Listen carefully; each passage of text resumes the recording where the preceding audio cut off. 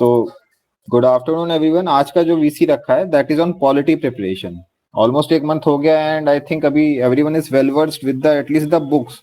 कौन सा बुक्स पढ़ना है और किस तरह से पढ़ना है ये तो मे बी इतना क्लियर नहीं हुआ होगा अभी सभी को, बट तुम लोग को ये पता है कि कौन कौन सी बुक्स पढ़नी है पॉलिटी के लिए। तो who is going to summarise की कौन सी वो बुक्स हैं जो मैंने रिकमेंड की हैं, कौन सी पढ़नी चाहिए, कौन बताएगा?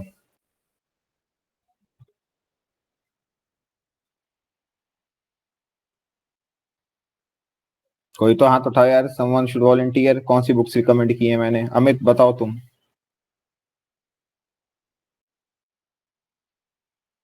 सर पॉलिटी की 11th-12th की बुक रिकमेंड की है सर आपने।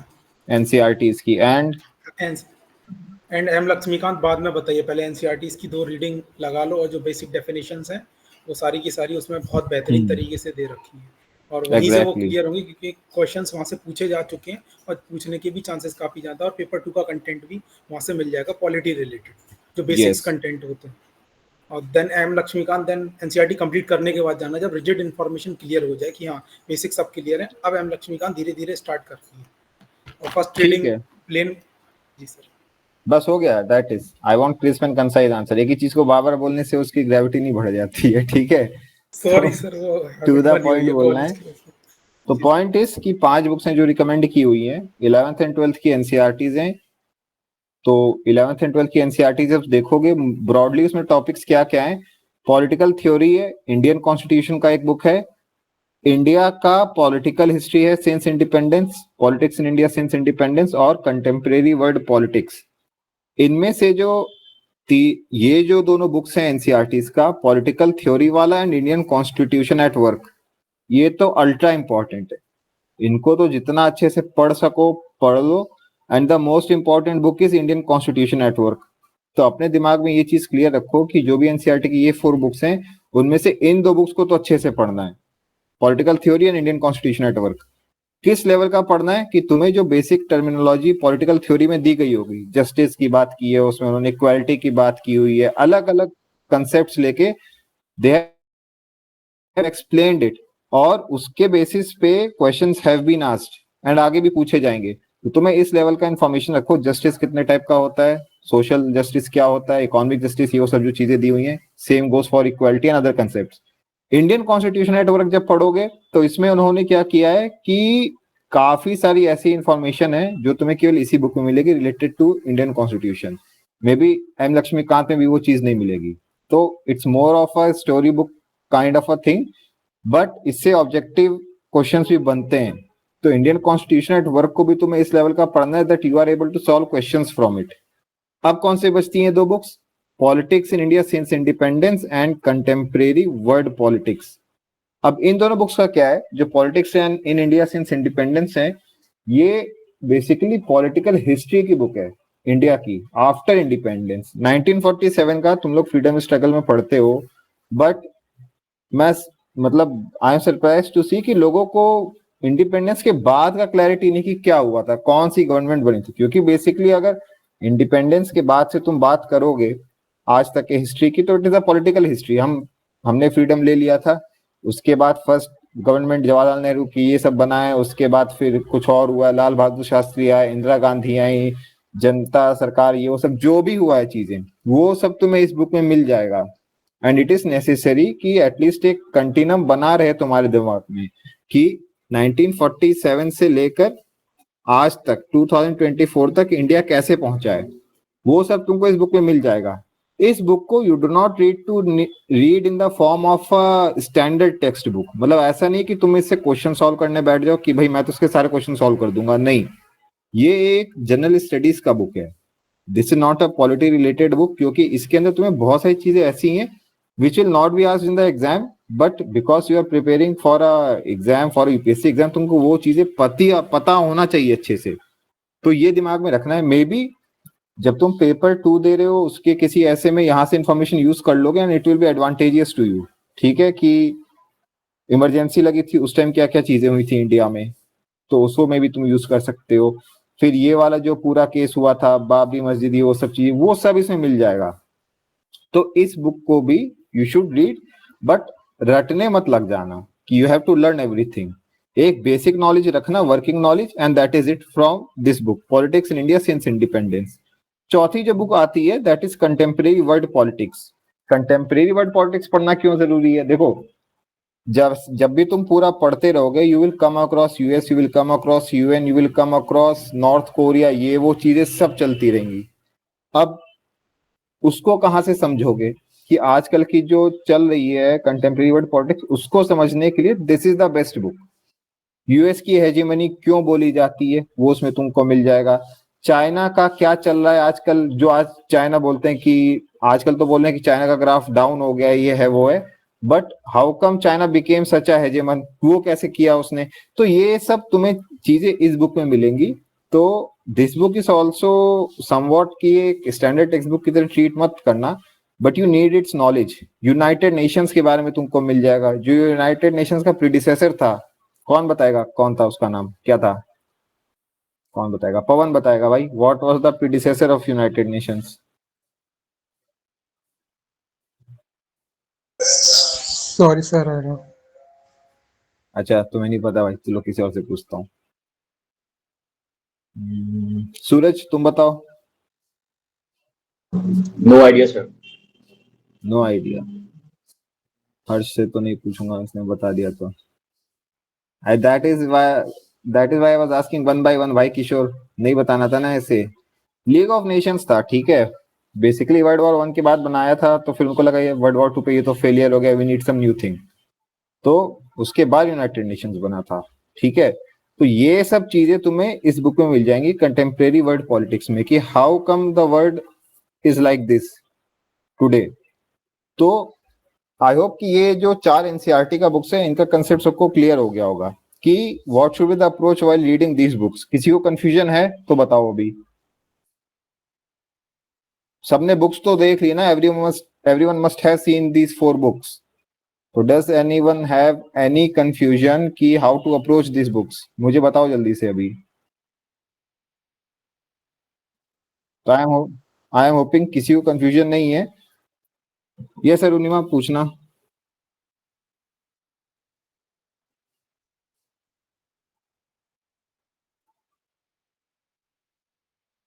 भाई मेरा वॉइस आ रहा है सबको या कोई प्रॉब्लम है? सर क्लियर है वॉइस। क्लियर है। अरुणिमा तुमने हैंड रेज किया है ना, पूछना।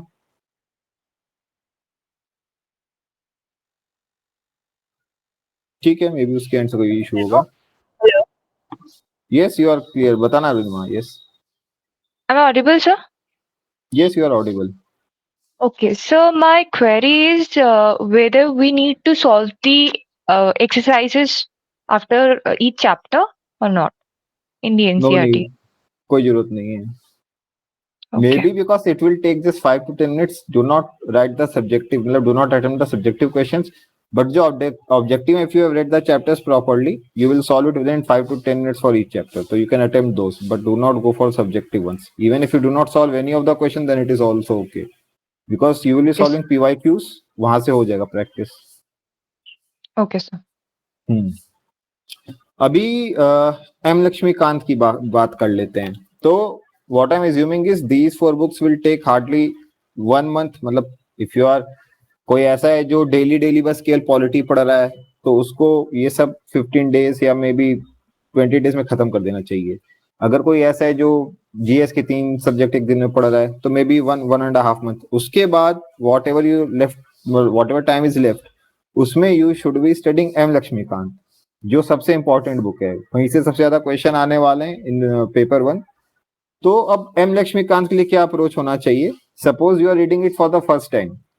मैं हमेशा बोलता हूँ one reading is not necessary, is not sufficient, sorry, मतलब it is necessary but not sufficient. तो जब भी आप पहली बार पढ़ रहे हो एम लक्ष्मीकांत को, आप कभी have not come across it, पहली बार खोल रहे हो, just read it cover to cover, एक सीक्वेंस में सब कुछ पढ़ डालना। पॉइंट इज कि हर टॉपिक का एक रिलेटिव इंपॉर्टेंस होता है। तो every topic is not, number 1 it is not equally important, and number 2 वो इक्वली सीक्वेंस में नहीं दिया हुआ है। मतलब सेंटर का इफ यू रीडिंग प्रेसिडेंट, इसका एनालॉगस होता है गवर्नर एट द स्टेट। तो you should be able to compare and contrast both of them. इस टाइप का क्वेश्चन बन सकता है कि governor at the state is more powerful vis-a-vis president at the centre, ऐसा क्यों है?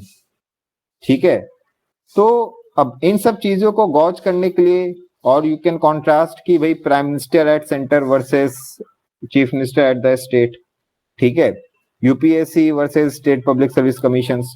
तो जब ये सब चीजें आता है, you need to read the book in a definite approach, एक सीक्वेंस में पढ़ना पड़ता है। ऑलरेडी इसका वीडियो है यूट्यूब पे, बट मैं बता देता हूँ इसको कैसे करना है। तो just be clear on this, when you reading it for the first time, you are new to everything, इसको just read it cover to cover, एक सीक्वेंस में इसको पढ़ डालो पूरा बुक। जब सेकेंड टाइम पढ़ रहे हो, इसको कैसे पढ़ना है, इंपॉर्टेंस के बेसिस पे पढ़ना है, plus in the analogous manner पढ़ना है। तो अगर सीक्वेंस की बात कर रहे हो, नंबर 1 पे you should always study constitutional framework वाला जो पूरा मतलब पूरा एक पार्ट है। तो उसमें तुम्हें मिल जाएगा फंडामेंटल राइट्स मिल जाएगा, डायरेक्टिव प्रिंसिपल्स मिल जाएगा, ये सब चीजें मिल जाएंगी जो उसका पार्ट 1 है, कॉन्स्टिट्यूशनल फ्रेमवर्क। प्रीएम्बल वगैरह सब इसमें दिया हुआ है। अब जब तुम दूसरा चीजें पढ़ते हो इसके बाद, तो you should read system of government, ठीक है, जिसमें मतलब तुम्हारा दिया हुआ है सेंटर एंड स्टेट वाला, ठीक है। नंबर 3 पे जो आता है, एक चैप्टर दिया रहता है हिस्टोरिकल इंपॉर्टेंस वाला। अब हिस्टोरिकल इंपॉर्टेंस वाला चैप्टर ऐसा है कि because constitution of India did not come out of zero, it did not start from zero. उसके पहले भी बहुत सारे एक्ट्स थे, बहुत सारे लॉज थे जो ब्रिटिश गवर्नमेंट ने पास किए हुए थे। उसका नॉलेज तो ऐसा है कि यार तुम उसको पढ़ने बैठ जाओगे तो it can become a different topic all together. तो when you are reading those things, तुम्हारे दिमाग में ये क्लैरिटी होना चाहिए कि उस टाइम का प्रोविजन, जैसे लेटेस्ट से ये था गवर्नमेंट ऑफ इंडिया एक्ट, ये था 1935 वाला, उसके क्या प्रोविजंस डिफरेंट हैं आज से, and how was it different from the legislations which are passed earlier. इस पे एटमोस्ट क्लैरिटी रखना है। तो नंबर 3 पे हिस्टोरिकल बैकग्राउंड पढ़ना तुम। नंबर 1 पे आ गया तुम्हारा कॉन्स्टिट्यूशनल फ्रेमवर्क, नंबर 2 पे आ गया सिस्टम ऑफ गवर्नमेंट्स, नंबर 3 पे आ गया हिस्टोरिकल बैकग्राउंड। उसके बाद जब पढ़ोगे तो पार्ट 3 एंड 4 ये सब पढ़ना। इसमें आएगा सेंटर एंड स्टेट आएगा, सेंटर एंड स्टेट आएगा। तो इसमें जो भी एनालॉगस चैप्टर्स हैं उनको एक साथ पढ़ते जाना तुम, ठीक है। तो उसमें तुम्हारा क्या क्या आ जाएगा, president and governor, prime minister and chief minister, ये सब आता जाएगा। उसके बाद जो भी पार्ट्स बचते हैं, पार्ट 5 टू पार्ट 11 था उस टाइम पे, तो वो सारे पढ़ते जाना। इसमें तुम्हारा ये सब आ जाएंगे, यूपीएससी आ जाएगा, ट्राइब्यूनल्स आ जाएगा, और पंचायती राज वगैरह के जो लॉज वगैरह पास हुए थे वो सब आ जाएगा, ठीक है। तो इस तरह से अप्रोच करना। और देखो क्वेश्चन तो कहीं से भी आएंगे, मतलब be clear on this thing, question can be asked from anywhere. तो बुक तो पूरा ही पढ़ना पड़ेगा, ठीक है। ऐसा नहीं कि कोई चैप्टर तुमने सोच के छोड़ दिया कि ये तो इतना इंपॉर्टेंट नहीं, इसको छोड़ देता हूँ, एंड लेटर ऑन उससे क्वेश्चन आता है and you are not ready to solve it. तो read everything, but some things are there जो इतना इंपॉर्टेंट नहीं है, जैसे पार्लियामेंट्री फोरम्स एंड ग्रुप्स का है, वो इतना इंपॉर्टेंट चैप्टर नहीं। Non constitutional bodies, special provisions for some states, but इनसे भी क्वेश्चन आए हुए हैं पहले। Cooperative societies, liabilities of government, जो मैं बता रहा हूँ उसको नोट करते जाना, अदरवाइज बाद में भूल जाओगे या सोचोगे बाद में किसी देख के करूंगा तो टाइम वेस्ट करोगे अपना, ठीक है। Political parties, elections and electoral laws, but इसमें भी अब वही चीजें, रिप्रेजेंटेशन ऑफ पीपल्स एक्ट, ये सब तुमको पढ़ना पड़ेगा। Pressure groups, national integration. तो ये सारे जो चैप्टर हैं ये इतने ज्यादा इंपॉर्टेंट नहीं है, बट फिर वही बात है कि यार question will be asked from anywhere. But जो तुम्हारा कोर पॉलिटी का जो पोर्शन है उस पे तुमको अटमोस्ट क्लैरिटी चाहिए, बिकॉज किसी भी तरह के क्वेश्चन पूछना है आर्टिकल बेस्ड वगैरह, ठीक है। उसके बाद जब भी तुम कोई चीज पढ़ रहे हो, क्लैरिटी किस पे रखना है, जैसे what is given in the constitution, number 1 constitution में एग्जैक्टली क्या लिखा हुआ है, ठीक है। उसके बाद कौन सी ऐसी चीजें जो कोर्ट ने इनेक्ट करके बनाया है, जैसे मे बी जैसे आई थिंक सीएससी के 2020 के क्वेश्चन उन्होंने ऐसे पूछा था कि the constitution defines basic structure as, ठीक है। तो ये मुझे कौन बताएगा कि कॉन्स्टिट्यूशन बेसिक स्ट्रक्चर कैसे डिफाइन किया हुआ है, हु विल टेल, बताओ। आलोक तुम बताना। सर उसको एग्जैक्टली तो डिफाइन किया ही नहीं है, वो तो बाद में केशवानंद भारती केस वगैरह के थ्रू कोर्ट ने उसको जस्टिफाई किया था। एग्जैक्टली, हाँ, मतलब बेसिक स्ट्रक्चर ऐसी चीज जो कॉन्स्टिट्यूशन में डिफाइंड ही नहीं है।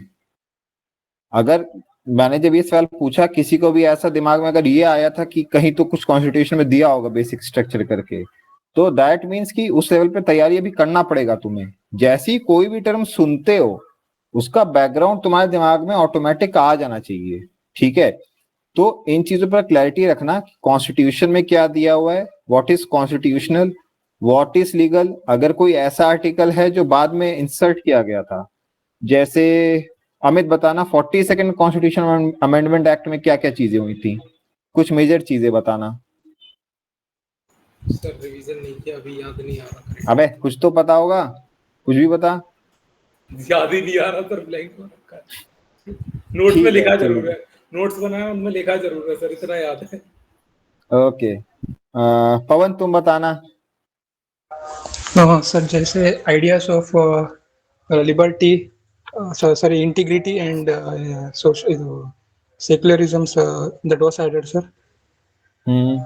और 42nd अमेंडमेंट एक्ट में सर और एक चीज हुई थी सर, इसका सर डीपीएसपी को फंडामेंटल राइट्स के ऊपर रखा गया था सर। हाँ वो तो पूरा एक स्टोरी है, वो आया था फिर I guess 44th constitution amendment फिर मिले। और फिर कौन सा वही केस सर, हुआ था बताओ, कौन सा केस था जिसमें डिसाइड किया गया था? Case so in what sense? Constitution में केस हुआ था जिसके बाद इट वाज डिसाइडेड ना कि ये नहीं होना चाहिए। मेरा पॉइंट यही है कि हाँ बताना सर। वो 25th अमेंडमेंट एक्ट में जो सर 24th अमेंडमेंट एक्ट में वो 31C लाया था ना सर।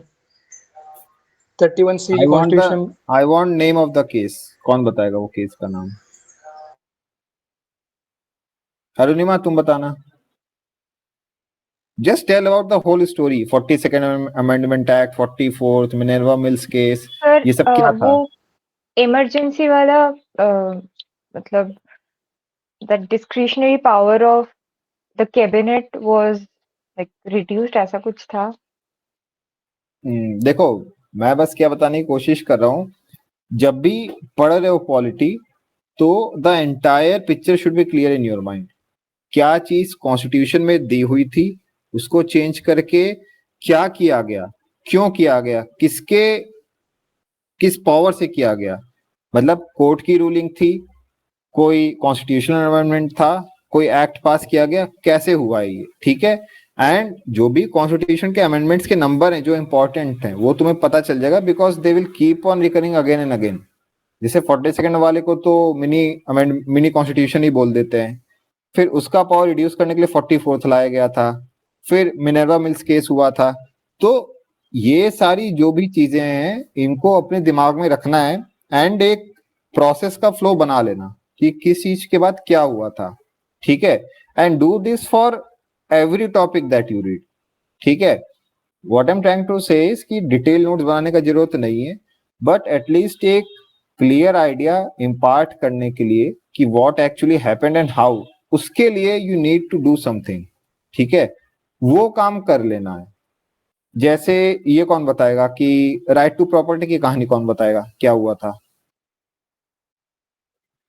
हाँ विमन बताना। भाई तो माइक ऑफ है। Sorry. Good afternoon, sir. Sir, right to property. पहले तो जवाहरलाल नेहरू ने अमेंडमेंट किया था कि राइट टू प्रॉपर्टी नहीं होना चाहिए, क्योंकि पहले it was a constitutional right, ठीक है, पहले फंडामेंटल राइट था ये, ठीक है। तो अब ये बताओ मुझे, क्या हर कॉन्स्टिट्यूशनल राइट फंडामेंटल होता है या नहीं होता है, ये बताओ पहले। नो सर, जो राइट पार्ट 3 में है वो फंडामेंटल राइट है, जो राइट पार्ट 3 के बाहर है वो कॉन्स्टिट्यूशनल राइट है। And what are legal rights? Legal rights are those rights that are presented in the form of that are passed by the parliament as an act, जो constitution में भी नहीं है। जैसे कोई लीगल राइट वो है जो किसी एक्ट के थ्रू, एक उसके थ्रू बन जाता है, ठीक है। तो समझ में आया ना, constitutional right, fundamental right and legal right, ये तीनों अलग चीजें हैं, ठीक है। अ लीगल राइट, अगर किसी लीगल राइट को कॉन्स्टिट्यूशनल राइट बनाना है तो क्या करना पड़ेगा? तो कॉन्स्टिट्यूशन अमेंडमेंट करना पड़ेगा। एग्जैक्टली, ठीक है, डालना पड़ेगा। हाँ ठीक है, तो मतलब तुम्हें क्लैरिटी है इस चीज पे। अब legal right I think legal right I think ये नहीं होता कि rights conferred on a person by making rules by the legislature, ये मैंने हाँ, लिखा है। तो वही तो बता रहा है हाँ। वो कि अगर कोई एक लॉ के थ्रू राइट मिलता है then that is a legal right, ठीक है। और कॉन्स्टिट्यूशन को अमेंड कितने तरीकों से कर सकते हो, डू यू नीड, मतलब क्या क्या होता है बताना मुझे, कितने तरीके होते हैं, how can you amend the constitution? Sir एक होती है सिंपल मेजॉरिटी से, एक होती है स्पेशल मेजॉरिटी से, एक होती है special majority with states concern. ठीक है, मतलब कॉन्स्टिट्यूशन के कुछ पार्ट्स ऐसे होते हैं which you can amend just like a simple law passing, जैसे एक सिंपल लॉ पास किया जाता है उससे कर सकते हो। Number 2 special majority of the parliament, और नंबर 3 स्पेशल मेजोरिटी भी चाहिए प्लस स्टेट्स का कंसेंट भी चाहिए। तो इन सब पे क्लैरिटी रखना, स्पेशल मेजोरिटी कहाँ चाहिए होगी, जहां पे कुछ मे बी कोई बेसिक स्ट्रक्चर से रिलेटेड तुम कुछ अमेंड कर रहे हो।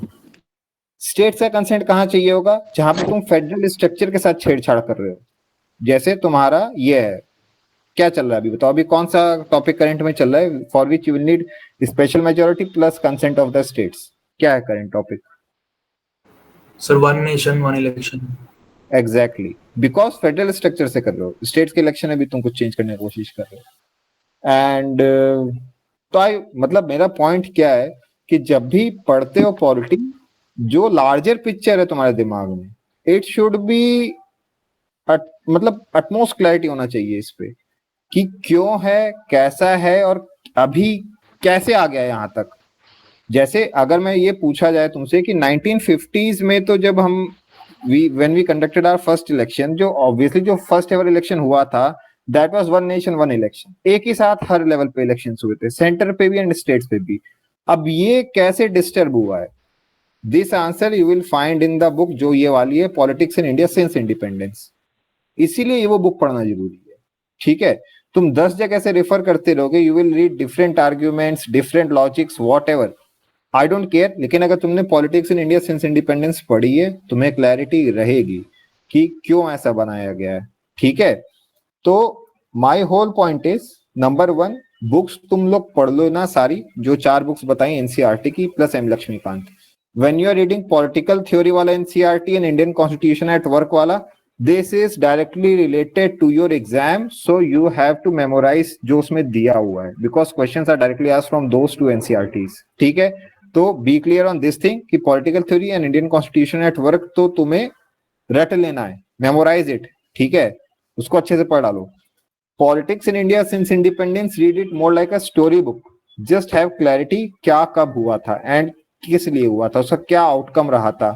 जैसे पब्लिक इंटरेस्ट लिटिगेशन है, मतलब कौन सा चीफ जस्टिस है who is associated the most with it, क्या नाम है उस चीफ जस्टिस का?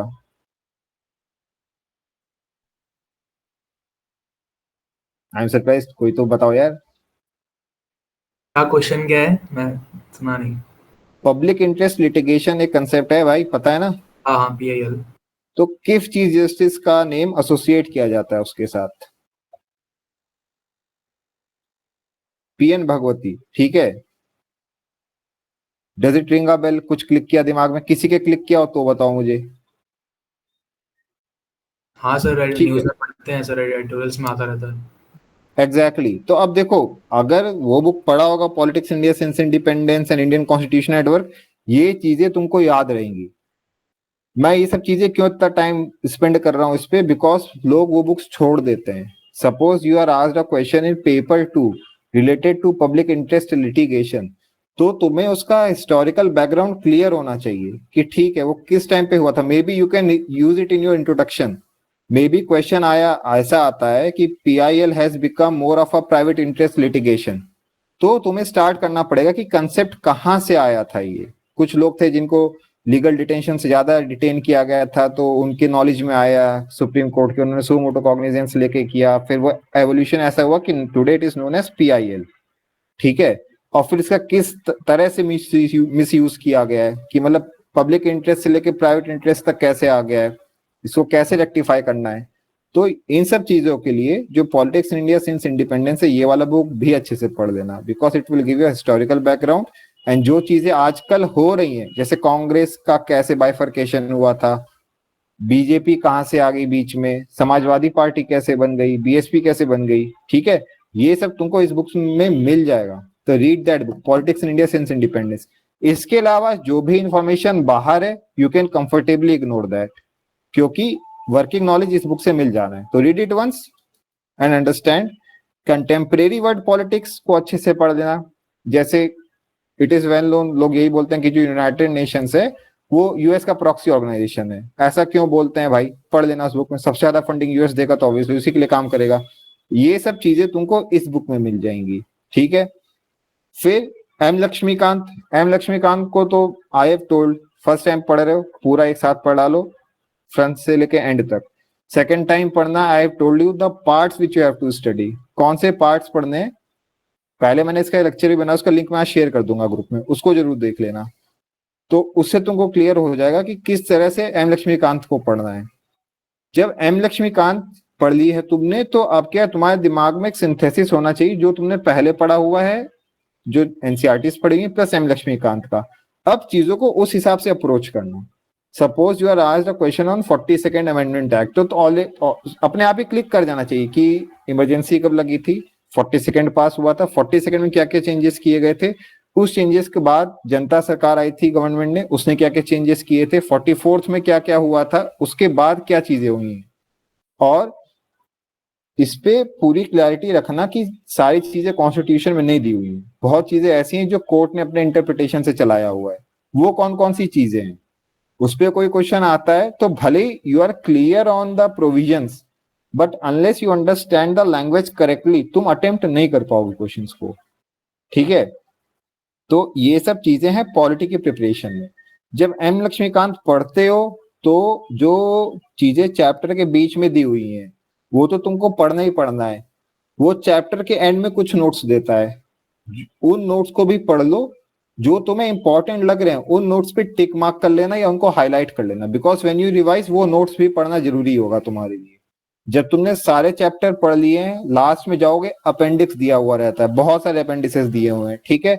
उसमें से जो अपेंडिक्स तुम्हारे काम के हैं उनको गो थ्रू कर लो। मेजर कॉन्स्टिट्यूशनल अमेंडमेंट के अपेंडिक्स मिल जाएंगे तुम्हें। अब होता क्या है, सपोज एक क्वेश्चन ऐसा आता है कि 42nd अमेंडमेंट एक्ट में क्या क्या चेंजेस किए गए थे। अब मेजर अमेंडमेंट्स तुमको पता रहेंगे, बट लेटर से कोई एक ऐसा एमसीक्यू आता है जिसमें कोई एक बहुत माइनर अमेंडमेंट दिया हुआ है एंड वो तो तुमने बिकॉज देखा ही नहीं है लिस्ट कभी, तो अपेंडिसेस को देख लेना। उसमें तुम्हें सारे आर्टिकल्स एट अ ग्लांस मिल जाएंगे। जो आर्टिकल्स तुम बीच में पढ़ते रहते हो चैप्टर के, जो तुम्हें इंपॉर्टेंट लगते हैं, जैसे मेरा फेवरेट आर्टिकल है 142, कौन बताएगा क्या है वो?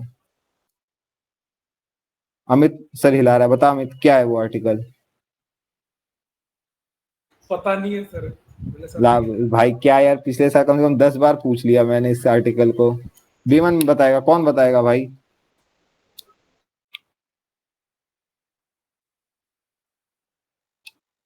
कोई, किसी को नहीं पता?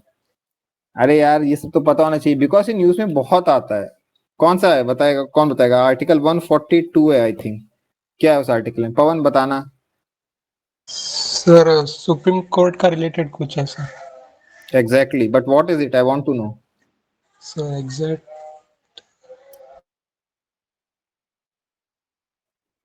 डिस्पेंसिंग कंप्लीट जस्टिस है आई थिंक, ठीक है, मतलब किसी भी मैटर पे कंप्लीट जस्टिस देना। तो ये न्यूज में बहुत ज्यादा आता है। बहुत सारे मैटर्स ऐसे हैं जो सुप्रीम कोर्ट इस आर्टिकल को लेकर डिस्पेंस करता है, ठीक है। तो जो भी ऐसे आर्टिकल्स हैं, 360 हो गया, 360 क्या है कौन बताएगा? हाँ विमन बताना। Sir financial emergency. ठीक है, अब ये बताओ मुझे, if financial emergency is in effect in any part of India, ठीक है, can the salaries of justices be reduced? Can they control it? Sir, calculated case, I guess yes. I don't know, देख लेना। What I'm trying to tell you is, जब भी कोई provision पढ़ते हो, ठीक है। हाँ रिनुमा तुम बताना, तुमने भी हैंडल किया है। Yes sir, it can be, but again parliament में वो कंसेंट लेना जरूरी है पार्लियामेंट से। ठीक है, वॉट एवर। जो भी है मुझे नहीं पता क्या है, बस रैंडमली सोच के मैंने बोल दिया है। पॉइंट इज सारे इंपॉर्टेंट आर्टिकल्स मार्क कर लेना उसमें, एंड एट अ ग्लांस तुम्हें वहां पे मिल जाएंगे अपेंडिक्स में, ठीक है, उसको भी जरूर देख लेना है। अब इसके बाद एक चीज क्या है, ये बहुत जरूरी है दैट यू शुड नो कि किसी आर्टिकल से जो पावर मिलती है, what can that entity, supreme court, parliament, state legislature do, इस पर भी क्लैरिटी होना चाहिए। इनवर्स थिंकिंग, वो क्या काम नहीं कर सकता है, ठीक है, तो इस पे क्लैरिटी रखना, बिकॉज जब एमसीक्यू डील करोगे एग्जाम में तो मतलब for that you need to spend time with the questions, with the text, मतलब थोड़ा सा टाइम स्पेंड करके इम्प्रोवाइज करना कि अच्छा ये कर सकता है, इसका मतलब ये नहीं कर सकता है। जो नहीं लिखा है वो ऑब्वियसली नहीं कर पाएगा। समथिंग माइट बी जो बहुत ऑब्वियस है बट उसको पावर ही नहीं दी गई है कर पाने की, ठीक है। तो जब भी टेक्स्ट पढ़ रहे हो ये माइंड में क्लैरिटी रखना कि अच्छा अगर इस आर्टिकल से ये पावर मिली है तो may be supreme court can do this, ये तो कर सकता है, बट ये पावर नहीं दी गई है। सो उस पर भी क्लैरिटी रखो, इनवर्स थिंकिंग भी रखना जब पढ़ रहे हो, बिकॉज मे बी एग्जाम में जो क्वेश्चन आएगा उसको तुम डायरेक्टली डील नहीं कर पा रहे हो, तो वहां पे you will need to eliminate, और एलिमिनेशन में ये वाली थिंकिंग काम आती है कि अच्छा ये तो नहीं कर सकता तो this option must not be correct, उसको स्ट्राइक आउट कर दोगे। तो ये पॉलिटी के लिए बोल रहा हूं but this will apply everywhere, ठीक है। अब जैसे for example we can deal with geography also.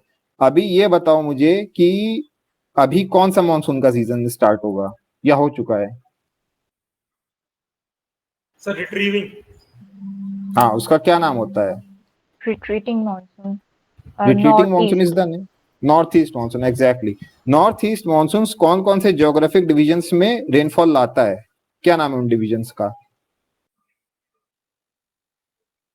Yes Aditya बताना। सर तमिलनाडु के अंदर, सर कोरोमंडल कोस्ट के पास। नो, 5 ज्योग्राफिकल सब डिविजन्स हैं, उनके सबके नाम चाहिए मुझे। Sir Tamil Nadu, Andhra Pradesh. Not Andhra Pradesh, Andhra Pradesh will be wrong, मतलब may be correct yes because, but wrong है, इट्स नॉट करेक्ट। और बताओ। देखो भाई होता क्या है, मतलब I want other names also. भाई पवन तुम बताना। Sir southern Karnataka. ठीक है। सर और केरला के कुछ ईस्टर्न पार्ट्स में। ठीक है। और सर तमिलनाडु में। हाँ ठीक है, 3 हो गए, 2 और बचे हैं। और सर तेलंगाना। तेलंगाना में नहीं होता है। देखो यही मैं एग्जैक्टली मैं इसी पे बात करना चाह रहा था। देखो रायलसीमा इंक्लूड होता है एंड कोस्टल एपी इंक्लूड होता है, but Telangana is not included. अब इसका क्या रीजन है? देखो तेलंगाना इनर पड़ जाता है, ठीक है। कोस्टल एपी में we know it brings rainfall. अब क्या है, जो तेलंगाना प्लेट्यू है, अगर तुम एक यूनाइटेड एपी देखोगे, it was Telangana, it was Rayalaseema and it was the coastal areas, ठीक है। तो अब जब भी रिट्रीटिंग मॉनसून पढ़ रहे हो, जस्ट रीड इट केयरफुली, कहां पे रेनफॉल लाता है, ठीक है। एंड मैप को जब तुम देख रहे हो, बी क्लियर ऑन इट कि अच्छा इसमें लिखा है कि एपी में लाता है, इसका मतलब ये कोस्टल में लाता है, रायलसीमा में लाता है, बट तेलंगाना तो नहीं दिया हुआ है, तो मतलब तेलंगाना में नहीं लाता है। Why I am saying this is कि मे बी एग्जाम में एमसीक्यूज में it will give you 6 options, it will tell you to tick mark 4 of those. तो अगर तुमने क्लियरली ये सोचा हुआ है कि अच्छा तेलंगाना तो जस्ट एडजेसेंट है रायलसीमा के, बट मतलब जो तेलंगाना है उसी के जब साउथ में आते हो एपी स्टार्ट हो जाता है, एंड वो जो एपी वाला पार्ट होता है दैट इज रायलसीमा, ठीक है। रायलसीमा में रेनफॉल आता है बट तेलंगाना में नहीं लाता है। दिस क्लैरिटी इज नीडेड, ठीक है। आई होप क्लियर हो पा रहा है सभी को। Am I being thorough with this, मतलब समझ में आ रहा है सबकी या नहीं आ पा रहा है? भाई कोई तो ठीक है, I am seeing hands being raised, तो आई होप क्लियर हो रहा होगा। तो ये पॉइंट है मेरा कि जब भी तुम कुछ पढ़ रहे हो, इनवर्स थिंकिंग आल्सो नीडेड। देखो रिट्रीटिंग मॉनसून जब पढ़ोगे तो तुम्हें ऑब्वियसली क्लियर हो जाएगा कि ऑब्वियसली उत्तर प्रदेश, बिहार, दिल्ली, ये सब तो आंसर नहीं हो सकता है, बिकॉज वो तो रिट्रीटिंग मॉनसून के एरियाज में ही नहीं आता है। रिट्रीटिंग मॉनसून का जो पाथ होता है उसमें जो स्टेट्स आते हैं, दीज आर कर्नाटका, आंध्र प्रदेश, केरला, कर्नाटक, तमिलनाडु, इनमें से जिन रीजन्स में आता है ये क्लियर होना चाहिए। अब यूपी और इधर एरियाज में कौन रेनफॉल लाता है फिर विंटर्स में, ये कौन बताएगा? ये आदित्य बताना। सर वेस्टर्न डिस्टर्बेंस जो सर मेडिटेरियन सी से आता है। एग्जैक्टली ठीक है, तो ये क्लैरिटी रखना है कि कहाँ पे क्या चीज फिनोमेना रिलेटेड है, एंड जो भी सब्जेक्ट पढ़ो इट डजंट मैटर, पॉलिटी है, ज्योग्राफी है, बट इनवर्स थिंकिंग भी अप्लाई करना हर जगह। ठीक है, तो आई होप ये सब चीजें क्लियर है सभी को, या कोई है कंफ्यूजन जो आज मैंने बताया है? ठीक है, अब now I want queries. Polity सबने पढ़ना स्टार्ट कर दिया होगा, कुछ क्वेश्चंस हैं दिमाग में तो अभी मुझसे पूछो। ठीक है,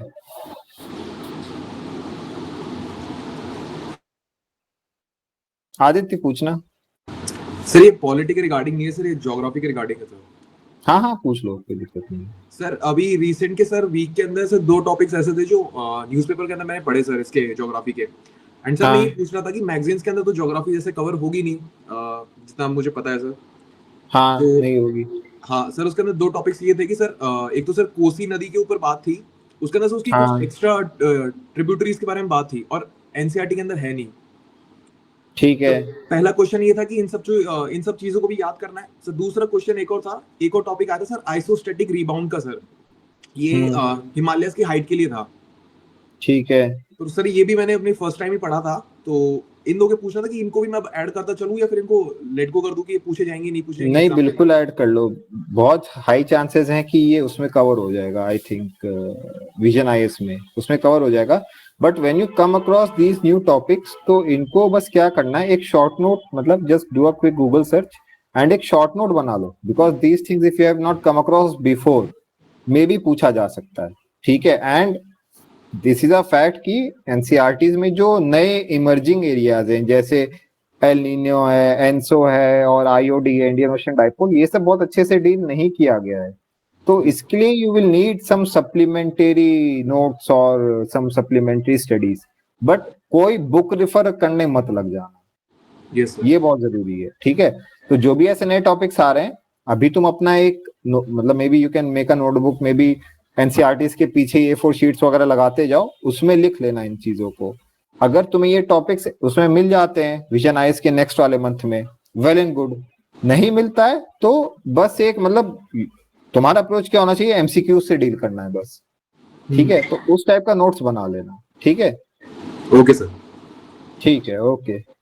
और किसी का और कोई पॉइंट है, पॉलिटी रिलेटेड, इकोनॉमी, ज्योग्राफी, कुछ भी रिलेटेड है तो पूछो। यस बीमन पूछना। सर अभी जो कंटेम्प्रेरी पॉलिटिक्स चल रहा है, जैसे सर सुप्रीम कोर्ट के कुछ, आंध्र प्रदेश के कुछ लड्डू के बारे में चल रहा है, उसके बाद डेमोलिशन के बारे में चल रहा है, like means government can not demolish anything without the consent, ठीक है, even though they have a communal background. उसके बाद जो एस जे शंकर जो जा रहे हैं पाकिस्तान में, तो उसको हम किस पर्सपेक्टिव से रेडी करें, या उसको कैसे डील करें, कैसे हम लोग भाई अप्रोच करें? It's very simple, just study these topics. वो जो जैसे तुमने बोला सुप्रीम कोर्ट का लड्डू वाला बोला है, ठीक है, तो अब तुम्हें क्या क्लैरिटी होनी चाहिए, laddoo is related to religion. Religion पे कॉन्स्टिट्यूशन का क्या स्टैंड है, क्या स्टैंड है बताओ मुझे, what is the stand of? Yes exactly, we are secular. What kind of secularism, ये बताओ। हाँ एग्जैक्टली ना, बिकॉज एनसीईआरटी नहीं पढ़ा है तो you can not answer this. हाँ आदित्य तुम बताना। Sir Indian secularism sir intervention जरूर करेगा अगर कोई प्रॉब्लम क्रिएट करता है। ना रुको मैं बताता हूँ। इन सब चीजों में what you need is, you need terminology, exact terminology क्या होती है, ये सर तुम बताना। And this is given in the NCERT, जिसने पढ़ा होगा वही बता पाएगा, पॉलिटिकल थ्योरी वाली बुक में है ये सर बताना। So in our secularism, our religion and politics are completely different, but personal freedom is there to practice the own, मतलब political leaders can practice their own religion. ठीक है मैं बताता हूँ, देखो जब तुम पॉलिटिकल थ्योरी का एनसीईआरटी पढ़ोगे, जस्ट मेरे को बताने दो because people will say different things. Political theory के एनसीईआरटी में सेक्युलरिज्म का भी एक टॉपिक है, रिमेंबर क्लियरली। उसमें उन्होंने बताया हुआ कि 2 टाइप का सेक्युलरिज्म होता है वर्ल्ड ओवर। एक is complete divorce, total separation हो जाता है, स्टेट को मतलब ही नहीं रहता है रिलीजन में क्या हो रहा है। अनलेस ऑब्वियसली फंडामेंटल राइट्स को कुछ टच वच करोगे तो अलग बात है। That is in the US model. उनको मतलब ही नहीं, तुम्हारा चर्च है, तुम्हारा गिरजाघर है भाई, तुम्हारा गुरुद्वारा, जो करना है करो। इंडिया का secularism model is arm's length वाला। We are not totally separate, we are not totally, मतलब we are not totally, we don't have a state religion, बीच वाला कुछ है, उसको आर्म्स लेंथ बोलते हैं, ठीक है। और फिर एक तो होता है जैसे कोई भाई ऐसा नेशन है जो लाइक टोटली मुस्लिम कंट्री, वो तो अलग ही बात है, दैट इज नॉट सेक्युलर। तो व्हाट आई वांट इज कि जब तुम ऐसे टॉपिक्स पढ़ रहे हो, तुम स्टैटिक से रिलेट कर पाओ। स्टैटिक से तब रिलेट कर पाओगे जब तुमने एनसीईआरटीज और एम लक्ष्मीकांत अच्छे से पढ़ी होंगी। एम लक्ष्मीकांत में भी मेरे ख्याल से मेंशन होगा इस चीज का, but they have not dealt with a lot of details on this. That's why you need to read NCERTs अच्छे से, वो तुम्हें एनसीईआरटी में मिल जाएगा। अब जब तुम लड्डू पढ़ते हो, ठीक है, कुछ लड्डू रिलेटेड हो गया है, पॉलिटिक्स को तुमने एक साइड हटा दिया, मतलब नायडू ने क्या बोला, वो रेड्डी वेड्डी सब छोड़ दो, that is not needed. You need the stand of government, you need to know the stand of supreme court. जो कॉन्स्टिट्यूशन एंड पॉलिटी रिलेटेड चीजें हैं वो, उसमें जब when you read the version of supreme court, be clear supreme court किस article के तहत उसको ये पावर मिली हुई है। Is it original jurisdiction, is it appellate jurisdiction, supreme court के पास कैसे गया, उसने सुओ मोटो कॉग्निजेंस लिया हुआ है क्या, किसी ने पीआईएल किया है क्या, समझ रहे हो, ये क्लैरिटी रखो। और कॉन्स्टिट्यूशनल प्रोविजन जैसा बताया कि भाई सेक्युलर है, किस आर्टिकल में सेक्युलरिटी का जिक्र करते हैं, प्रियम्बल में दिया हुआ है, प्रियम्बल में दिया है तो क्या इंसल्ट किया गया था बाद में, यस। तो ये सब क्लैरिटी रखोगे, then you are able to attempt the answers also. क्योंकि ये लड्डू ऐसा तो है नहीं कि एक बार आया और सबने खा लिया, ये आता ही रहेगा बार बार न्यूज में, ठीक है, बार बार आएगा। तो ऐसा नहीं कि तुम्हें हर बार इसका नोट्स बनाना है, डिटेल में पढ़ना है, बस रीडिंग करते चलो, अंडरस्टैंडिंग लेते चलो, बॉल टू बॉल फॉलो करने का जरूरत नहीं है।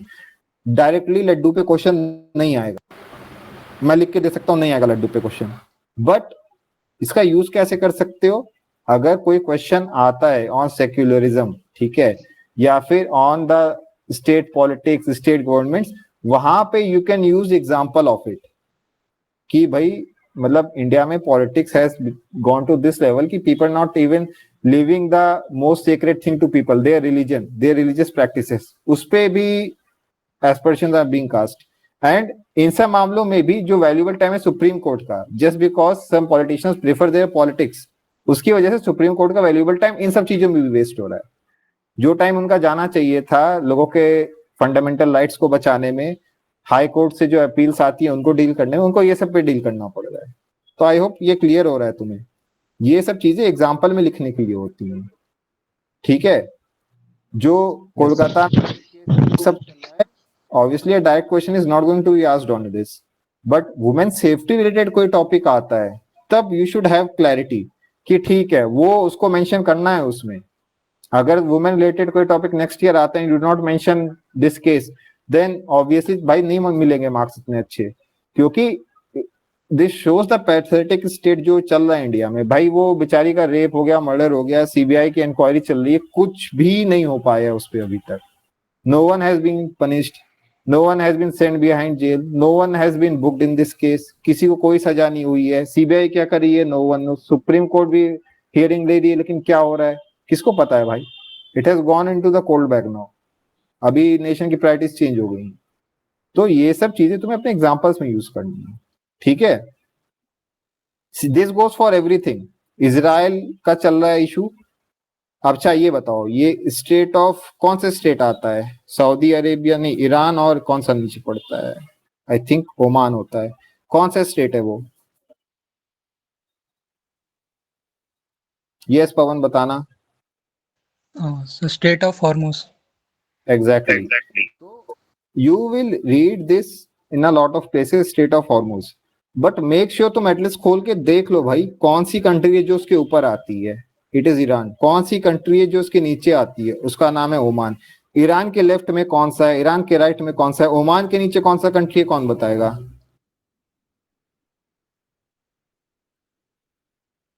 Sir Yemen. नहीं यमन नहीं है, आदित्य बताना। सर पानी है सर ओमान के नीचे। ओमान के नीचे पानी? अरे यार इट्स अ पेनिनसुला भाई पानी नहीं है। सोमकार बताना। शायद सर यूएई हो सकता है, यूनाइटेड अरब एमिरेट्स। Yes. तो शायद बॉर्डर I है। think yes, I think UAE है, yes. बस चेक कर लेना। मैं my aim in this exercise is कि that you should learn the approach toward things, ठीक है। किसी चीज को पढ़ के छोड़ नहीं देना है, अपने आप लेवल पे उस पर थोड़ा सा रिसर्च कर लो, एटलीस्ट रखो, देख लो, एंड यही सारे क्वेश्चंस फ्रेम होते हैं, ठीक है। Straight of Hormuz lies between which two nations, अभी वो तुमको ऑप्शंस दे देगा, पेयर बना के दे देगा, are you able to deal with it? जिसने भी एटलस देखा होगा वो डील कर ले जाएगा, ठीक है। तो इस तरह से तैयारी करो, और जो आज की मेजर लर्निंग्स पॉलिटी की बताई है मैंने, इनको इनकॉर्पोरेट कर लो।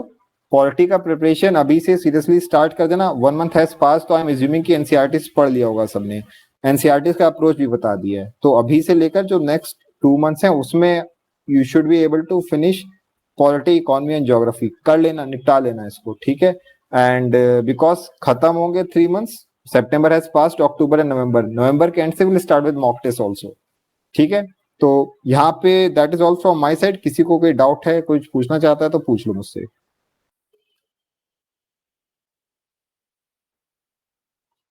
सर इट्स यमन, ठीक है, may be it's Yemen, good यार, मुझे भी नहीं याद था क्या है, गुड। हाँ अमित बताना। सर बैलेंस नहीं बन पा रहा कॉलेज में और प्रिपरेशन में, बहुत दिक्कत आ रही है। तो भाई it's never going to be easy यार, ये तो है ही है। मास्टर्स है स्टैटिस्टिक्स से, तो पूरा का पूरा मैथमेटिकल और करंट ओरिएंटेड सब्जेक्ट है, काफी ज्यादा टफ पड़ रहा है दोनों चीजों को बैलेंस करना। दिन कब निकल जाता पता नहीं लगता भाई। तो मुश्किल तो होगा ही, मुश्किल है यार, इट्स नॉट इजी, ये तो है ही।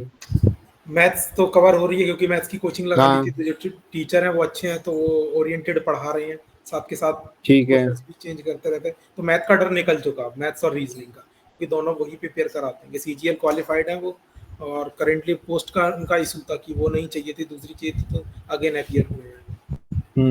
कह रहे कि हमें मैथ्स और रीजनिंग में कवर करा दूंगा, बाकी सब्जेक्ट अपना बैलेंस देखो कैसे बिठा रहे हो, अपने मेंटोर से बात करो, मैथ्स और रीजनिंग का मैं से कर दूंगा। मैथ्स और रीजनिंग का पीयर खत्म हो चुका सर, बिल्कुल थोड़ा बैलेंस नहीं बन पा रहा। आते दिन निकल जाता, पूरा 8 बजे निकलता हूँ घर से, 3 बजे तक घर आ पाता हूँ, फिर शाम का वो ही पता ही नहीं चलता, सोने के बाद 11 बज जाते हैं। भाई देखो ये तो ऐसा है, बहुत ही पर्सनल इशू है ये, ठीक है। मैंने हमेशा ही बोला आइडियल कैंडिडेट वही है जो कुछ नहीं बस दिन भर पढ़ाई कर रहा है और एग्जाम रिलेटेड पढ़ाई कर रहा है। तो तुम्हारे लिए मुश्किल होगा, बट वही है कि वीकडेज पे थोड़ा इजी रखो, करंट अफेयर्स पढ़ते रहो रेगुलर, वीकेंड्स पे जितना हो सके तैयारी करो यार, ठीक है। हाँ सर एक क्वेश्चन, सर आप कंटिन्यू करो उसके बाद में पूछो। सर नोट्स ऑलरेडी बने हुए रखे हैं पॉलिटी के, जो उसमें मोस्ट ऑफ द सारी चीजें कवर्ड थी, ज्योग्राफी और पॉलिटी के बिल्कुल सही से नोट्स बने थे। तो अब सिर्फ रीडिंग लगाऊं सब्जेक्ट्स की ना, जो बुक्स आपने बताई है सिर्फ नोट्स में ऐड ऑन। भाई रीडिंग तो बुक्स का कर लो, मैं इसलिए नोट्स इनकरेज नहीं करता हूँ, बिकॉज नोट्स की पॉलिसी क्या है, suppose you made your notes once और उसमें तुमने पहली दूसरी रीडिंग में बनाए, कब बनाया आई डोंट नो, बट कुछ ऐसी चीजें जो तुमने छोड़ दी है, ठीक है। अब वो चीज छूटी रहेगी बार बार नोट्स पढ़ोगे तो। बुक्स पढ़ने में क्या होता है, बुक्स पढ़ने में क्या फायदा होता है, लेटर से तुमने कोई नोट्स नहीं बनाए, तुम बस बुक से ही पढ़ते रहते हो। अब उससे फायदा क्या है कि जब तुम बुक को दोबारा देखते हो, a lot of things will appear for the first time in your mind कि अच्छा यार ये तो पिछली बार छूट गया था, इस पे ध्यान नहीं दिया था। जो चीजें फर्स्ट रीडिंग में इंपॉर्टेंट नहीं लगती हैं, सेकंड रीडिंग में इंपॉर्टेंट लगेंगी, और थर्ड रीडिंग में ऑल टुगेदर नई चीजें तुम्हें इंपॉर्टेंट लगने लगेंगी, क्योंकि your mind registers the knowledge ना। कोई चीज ऐसी जो तुम्हें याद हो चुकी है उसको तुम्हें दोबारा तिबारा कवर करने की जरूरत नहीं है, बट कोई चीज ऐसी है जो तुमने अभी फर्स्ट टाइम एनकाउंटर की है तो वो तुम्हें रिटेन करना पड़ेगा। नोट्स में ये दिक्कत आती है, नोट्स तो तुमने बना लिए बट कुछ चीजें छूटी रह गई, फिर क्या करोगे। हाँ छूटी हैं सर, उसमें काफी कुछ चीजें भी छूटी दिख रही हैं। जब अटेम्प्ट दिया था 24 का तो दिख रहा था कि काफी चीजें अभी ऐड ऑन करना बाकी है। तो इसीलिए नोट्स बनाने का तो I do not suggest to anyone. बहुत ही अगर जैसे अभी आदित्य पूछ रहा था कि सर कुछ नए फिनोमेना है, कुछ नए चीजें एनकाउंटर की है, उसका बना लो, because you not going to find that in books. But static के लिए तो आई विल जस्ट सजेस्ट कि भाई read and read books, no need to make notes, ठीक है। समझ गए भाई? yes, ठीक है। ओंकार तुमने हैंड रेज किया था, बताना। सर वही सर टाइम मैनेजमेंट रिगार्डिंग था। अभी मेरा सर एलएलबी का फाइनल ईयर चालू है ना, तो अभी moot court session, practicals, assignments मतलब भर भर के आ रहे फाइनल ईयर में। तो मेरा भी उसमें टाइम मैनेजमेंट में थोड़ा इश्यू हो रहा था कि जैसे वीकेंड्स में टाइम मिल जाता है, बट वीकडेज में पता ही नहीं चलता सर, मतलब अब बहुत टाइम ऑक्यूपाइड हो जाता है उसी में। तो वो ये भी है, एडजस्ट कर रहा हूँ कैसे तो टाइम निकल। यार वही है, मतलब आई डोंट नो कि कैसे कर पाओगे, बट एटलीस्ट इतना इंश्योर कर लो कि वीकडेज में you are able to read the newspaper and current affairs magazine, क्योंकि न्यूज़पेपर हाँ डेली का आएगा, उसमें कुछ आई डोंट मतलब नो कि कैसे करोगे, बट इतना तो कर लो एटलीस्ट।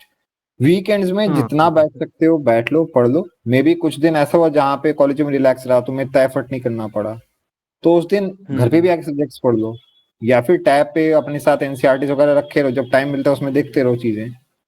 ठीक है, हाँ सर अभी नथिंग कैन फिलहाल में बीट। हाँ बताना।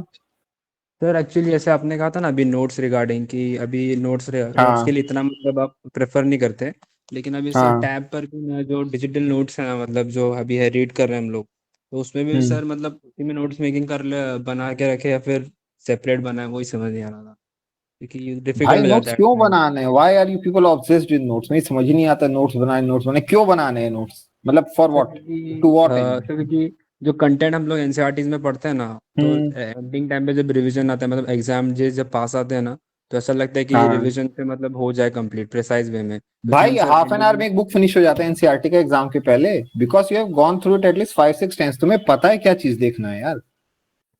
मतलब सर वही ओल्ड तो नहीं एनसीईआरटी पता की मतलब अगर उस टाइम हिस्ट्री पे। की बात करता हूं मैं, तो I was able to revise full old NCERT का हिस्ट्री बुक्स इन 1 डे। हो जाता है रिवाइज यार, बिकॉज तुमने उसको बार बार पढ़ा हुआ है, जो भी उसमें से यूजफुल इंफॉर्मेशन था तुमने पेज के मार्जिन में लिख लिया, तुम्हें बस रीडिंग करना है। मतलब you don't have to sit and memorise it, वो तुमने ऑलरेडी किया हुआ है। पन्ने ही तो पलटने हैं यार, और जो कुछ भी उस पेज में इंपॉर्टेंट है यू कैन सी इट, कि अच्छा ये था, इसमें इसका नाम था, ये वाला साल यहाँ पे था, ओके ये वाली कांग्रेस की मीटिंग यहाँ पे हुई थी, महात्मा गांधी ये बड़ा जेल गए थे, ये हुआ था वो हुआ था, हो गया काम भाई। डांडी हाँ मार्च सर यहाँ बस से वही स्टार्ट हुआ था, यहाँ पे एंड ऑफ खत्म द हुआ टाइम था। क्या होता है, थोड़ा सा सब बल्कि लगता है कि मतलब तभी वैसे माइंड सेट हम्म। हिला हुआ रहता है एग्जाम टाइम पे, प्रेशराइज रहता है कि यार कैसे कैसे कैसे रिवाइज करें सब कुछ, और उसमें अगर एक साथ ऐसा मतलब नोट्स नहीं रहेगा ना, तो ऐसा लगता है यार बहुत बल्कि है, भाई कैसे नहीं कवर होता है होगा, ऐसा, कुछ एग्जाम में पूछ ना हिट जाए। कर जाएगा। मुझे नहीं पता कि how do you people manage, but मैं अभी तो कोई बुक नहीं पढ़ता, but I still remember many of the things. वो दिमाग याद रखता है भाई तुम्हारा, ट्रस्ट योर ब्रेन ना। Okay exam sir. में याद आ जाता है, when you will see options it will click in your brain. ठीक है, वही इट्स मतलब नॉट रिविजिट करना पॉसिबल कि होगा तुम बार बार। सब कुछ देखो भाई, दिस इज नॉट पॉसिबल। तुम अगर ये सोचते हो कि एग्जाम से एक दिन पहले मैं सब कुछ, मैं क्या करूंगा, मैं पूरी नॉलेज को कंडेंस करके 50 पेजेस का नोट्स बना दूंगा, और मे बी आदित्य आके बोलता कि सर मैंने एक ही पेज का कंडेंस नोट्स बना लिया ऑफ एवरीथिंग। भाई this does not work that way.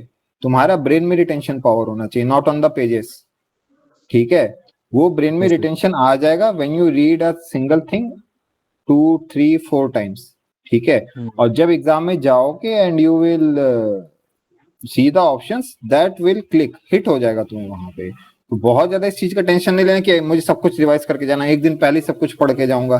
Geography का मैंने 2 पेजेस का नोट्स बनाया, सब कुछ इसी से आ जाएगा, नहीं आएगा उससे। ठीक ओके है। सर।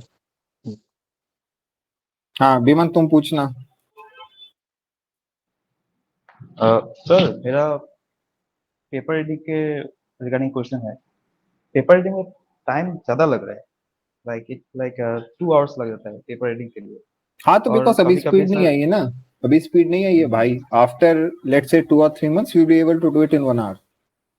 जैसे कभी कभी ऐसा होता है कि एडिटोरियल भी छूट जाता है, और लाइक मैं तो इंडियन एक्सप्रेस फॉलो कर रहा हूँ। कभी कभी ऐसा हाँ लगता है कि हिंदू में भी कुछ साइट कुछ इम्पोर्टेंट आ गया, तो उसका थोड़ा फोमो रहता है। भाई फोमो से you have to deal with the FOMO. You newspaper तुम इसलिए नहीं पढ़ रहे हो कि you will memorise what is given in the newspaper. कुछ नया चीज मिला है, note it down, look it up. Newspaper से you just read, you just pay attention to the important things. उसका रीडिंग करो, जो इंपॉर्टेंट नहीं उसको छोड़ दो भाई। Do not go into reading it, जरूरी नहीं है वो। न्यूज़पेपर का हार्डली 40-50% इज वर्थ रीडिंग। उसको तुमने फिल्टर करना स्टार्ट कर दिया है तो it will take 1 hour at max. ठीक है। Yes sir. और हिंदू का अगर कोई एडिटोरियल आया, उसको छोड़ने से हो जाएगा ना? ओनली क्यों इंडियन छोड़ना चाहते एक्सप्रेस। भाई? एडिटोरियल पूरा नहीं पढ़ना है। लेटेस्ट एक एडिटोरियल आया है जिसमें वो बात कर रहा है कि how has the internal politics of Congress degraded from the times when Jawaharlal Nehru used to rule the nation. अरे भाई छोड़ दो इसको। मान लो कोई एडिटोरियल ऐसा आया है कि how does RSS pull the strings behind the BJP, अरे छोड़ दो भाई, नहीं पढ़ना है, पॉलिटिक्स रिलेटेड है, क्यों पढ़ना है। बट इस मान लो दोनों कोई पर ऐसा आया है, कोई ऐसा है which is talking about the benefits of UPI, which is talking about the benefits of digitisation of the economy, इन सब पे बात है तो पढ़ लो उसको यार। इस दोनों के ठीक है, एडिटोरियल के एक बार देखना चाहिए ना सर। ऑब्वियसली इंडियन एडिटोरियल तो मेन एक्सप्रेशन। चीज होता है न्यूज़पेपर में, वो तो पढ़ना ही है एडिटोरियल, उसी से तो तुम्हारा लॉन्ग टर्म नॉलेज बिल्ड हो रहा है। Yes sir. ठीक है। और इंडियन अरे नहीं, एक्सप्रेस मैं का पूछूं, एक हाँ बता सेक्शन बताओ। आता है एक्सप्लेन करके, वो उसमें भी बहुत अच्छा से दिया रहता है जो हाँ तो पढ़ कंटेम्प्रेरी लो, जो इशू है। Yes sir. पढ़ लो भाई। देखो, what I'm suggesting is, number one, that you should have a fair understanding of what is going to be asked in the exam, क्या पूछा जाना है वो तुम पढ़ लो। That understanding will come with time, initially सब कुछ important लगता है, ठीक है। कुछ टाइम बाद when you have seen the PYQs, when you have read the books, you will know कि अच्छा ये तो आता ही नहीं है तो क्यों पढ़ना है। But that is why I am sitting here कि मैं तुमको बता दूं भाई पॉलिटिक्स मत पढ़ो, स्पोर्ट्स का मत पढ़ो, ठीक है। तो उन चीजों को स्किप कर दो, रिफाइन करते जाओ, और अगर कोई ऐसा टॉपिक है जो लॉन्ग टर्म नॉलेज बिल्डिंग या वैसा है तो उसको पढ़ लो, ठीक है। सर लेकिन एक पॉलिटिक्स के रिगार्डिंग एक पीआईक्यू आया था, लाइक हाउ पार्टी पॉलिटिक्स, कुछ वैसे कुछ था, तो उस क्वेश्चन को कैसे डील कर सकते हैं?